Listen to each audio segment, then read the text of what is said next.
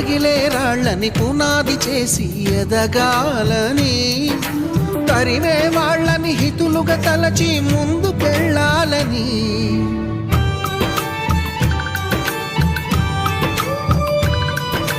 కన్నుల నీటిని కలల సాగుకై వాడుకోవాలని, కాల్చే నిప్పుని ప్రమిదగా మలచి కాంతి పంచాలని, గుండెతో ధైర్యం చెప్పెను, చూపుతో మార్గం చెప్పెను, అడుగుతో గమ్యం చెప్పెను. నేనున్నానని